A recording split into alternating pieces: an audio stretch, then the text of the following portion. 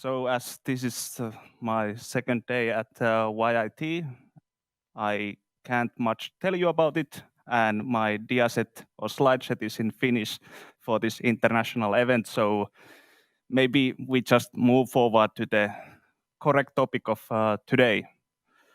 So for me, at least, when it comes to the BIM or digitalization and all these fascinating new cool gadgets, tools, and technologies, I love them. I deploy them. It's something that I have a big passion for, to really get the most value out of them and see them on the site, on the construction projects, was it then foremen, surveyors, whatever. And I think the current year or last year has been such amazing times. It feels like every time when I open LinkedIn or web browser, I find 10 new tools or technologies or solutions that I could implement onto the construction site and help the projects go faster and better. And as you can see, was it then drones, point clouds, machine control systems, IFC, a lot of things, a lot of interesting things. And as a main contractor, mainly I'm looking for two different benefits that the solution should really solve. The first, what is the most preferable one, is the complete automation. So we can just take the solution, implement it on our processes, and kaboom, we don't need to do certain tasks because it automates it completely. And then the second one, which is more common, is to get more clarity on the projects. It's really important that we can lessen our risks. We can find those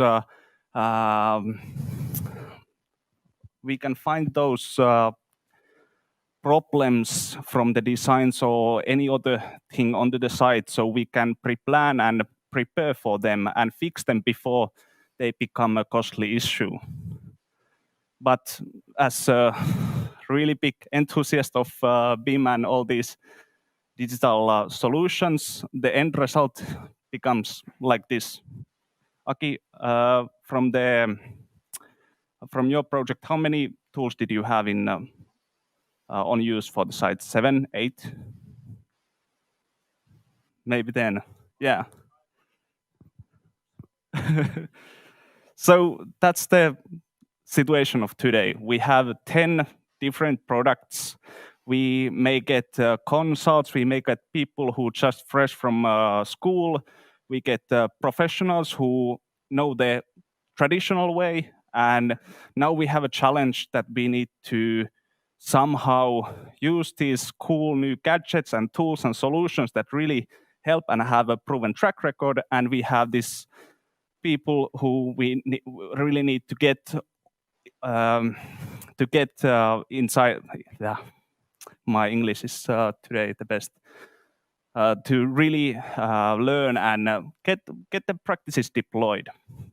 And I think this is becoming more and more challenge every day, because we are always adopting new tools, new ways of things.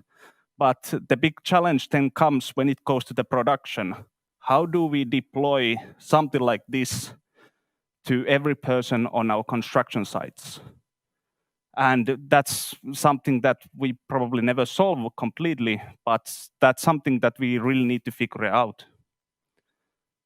And I think it's really important, especially for construction workers, is that we are not so focused on being on the top technology or having the most coolest gadgets on site, but empowering the adaptability. Whatever changes, new technologies, new processes, whatever happens, we can always change and adapt to the new style as fast as possible. And I don't mean that we have one team that goes there and that's the star team who will then show messages and speak on the events on how cool and amazing things we do in YIT or Create or wherever. But we get deployed, we can deploy those practices to the company wide. And I think the big challenges here comes these three different things. First thing is, especially for the big projects, information overload. It happens in small projects as well. It's the problem doesn't disappear, but when it comes to the big projects, if we don't fix the information, then it becomes such a big bomb at the end of the project that it becomes so much extra work. On smaller projects, we maybe not need to fix the issue, but we still have a headache at the end of the projects. And as I said, in big project, it becomes a critical. Then the new is not always better. It's always cool to see robots walking, robot dogs walking onto the site and scanning the environments, or seeing new different tools how you can use it. But I think for me it's really crucial that the tools, solutions, and technologies that we want to deploy really is something that is easy to get the benefit out of. If it requires a lot of effort on investment, or then the value gain from those cool gadgets or technologies is not that great, then why see so much effort to really get it company-wide adopted? We can pilot it, and it was nice pilot, but we don't want to deploy it company-wide. And finally, I think many will disagree with me on this, but development is not the critical thing. It does not move us forward. It's like any big companies, we have maybe 50, maybe more development projects every year. But how many of those development projects gets deployed company-wide? 1, 2, maybe 5, if we are lucky. So again, it's really nice to develop and improve and rethink, re-strategize. But again, if it doesn't deploy company-wide, so everyone can get the benefit out of it, what's the point again? So simplifying the information access, testing, but verifying, so we can pilot. If it's valuable, we will expand. And finally, I cannot bolden it enough. Deploy. It's all about the deployment, so we can move faster, we can adapt new technologies faster, we can get the value and benefit out of those technologies faster. And when it comes to the deployment, I'm really looking for four different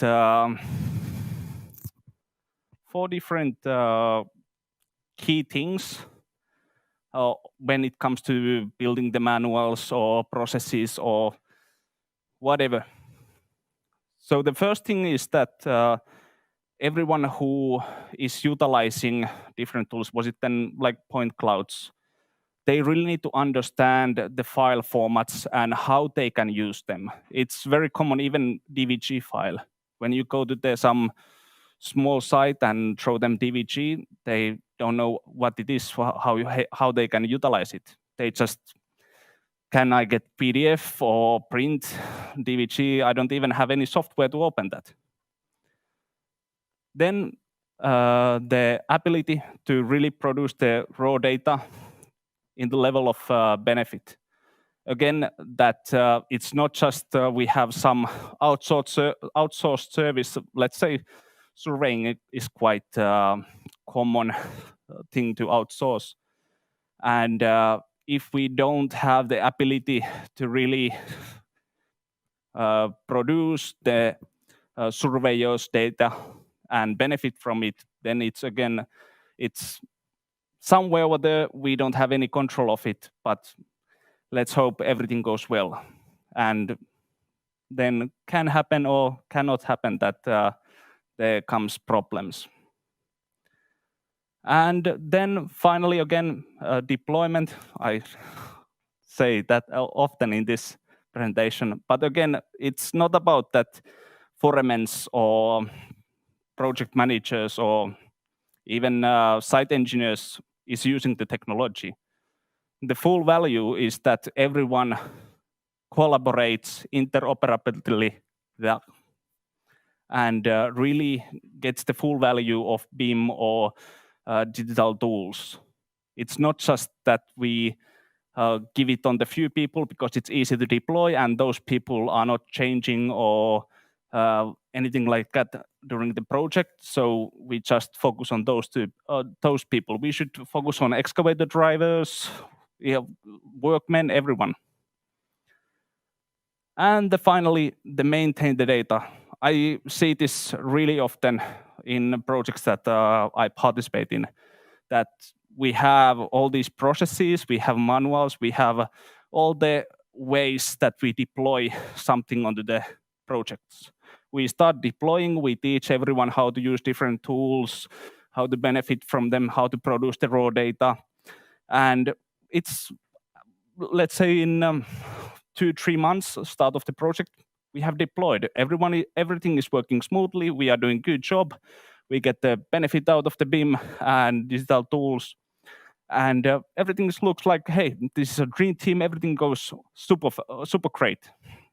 But then when times goes forward, let's say half a year or 1 year, and then you revisit the project.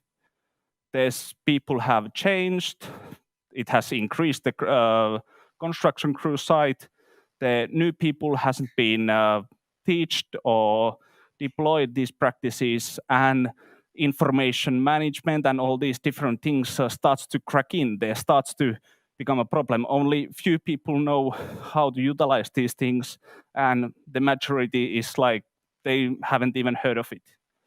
So really, the maintaining the practice and getting it everyone. So when a person comes to the site, he really gets first time he visits, he learns the tools and practices and knows how to do things on his part and how to benefit from them. And I think that's really critical. That is very often overseen, that we really don't do that. And I think those four key things are really important in every deployment that we do on our projects. Without those, it doesn't really get in the full value that we are really aiming for. And as a use case, surprise, surprise, I will be showing example of Pointscene and how I deploy Pointscene on construction projects. So initially, the people who have used Pointscene or any other point cloud software solutions, we know that first we need to do the flight planning, then we go with the drones, we fly the all areas, then we go to the photogrammetric processing, we process it so we can get the orthomosaic and the point cloud as well.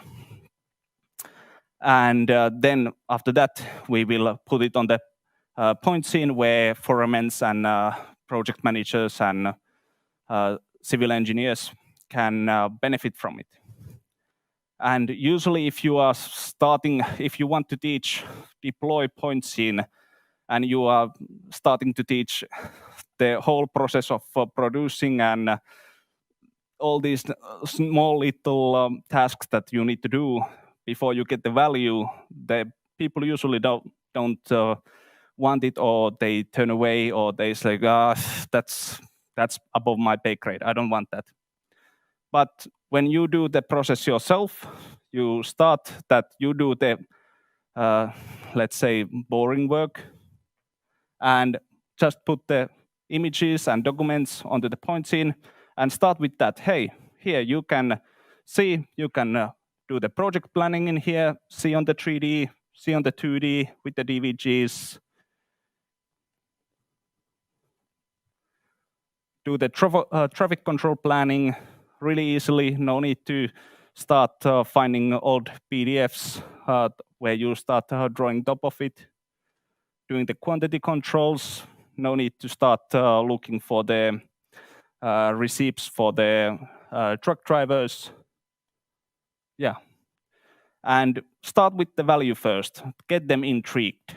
And when people get more interested of the value that they are gaining from this tool, then you start teaching them how to produce the raw data, how to do different things, flying the drone, it, and it starts to be like this kind of like positive spiral that goes forward and forward. And soon you have another drone pilots who know their things and can deploy the same things forward. And finally, again, maintaining the data is really crucial on this point, that if you, as an outsourced service or as a separate entity, go do the boring work and only provide the site the value, then again, the issue comes that if you are not maintaining the data, you are not so close to the project as the project personnel themselves. And if they need something very accurate data that happened a week ago, we found something massive pipes or whatever, and something like this, and they don't have the skill sets to produce the raw data or maintain the data to get the full value, then again, mission failed. So I think remembering those 4 key points is a really crucial thing.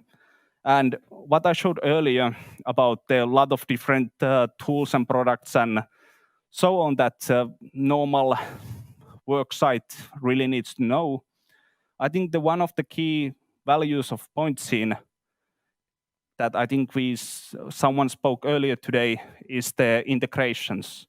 Again, what this really does is that we don't need to teach everyone to use every single tool on the tool set. Foremans can focus on InfraKit, surveyors can focus on 3D Win, bridge designers can be in Trimble Connect, designers, Autodesk Civil 3D, and pilots can focus on Pointscene. And the data will flow and enrich everyone's experience and utilization of those specific tools. And I think this is something that I deeply hope that in future most of the software vendors really focus on, that we have a seamless connections. We can only have, let's say, only 5 products that we need for our daily work. We can deploy 5 products really easy, but if we have these small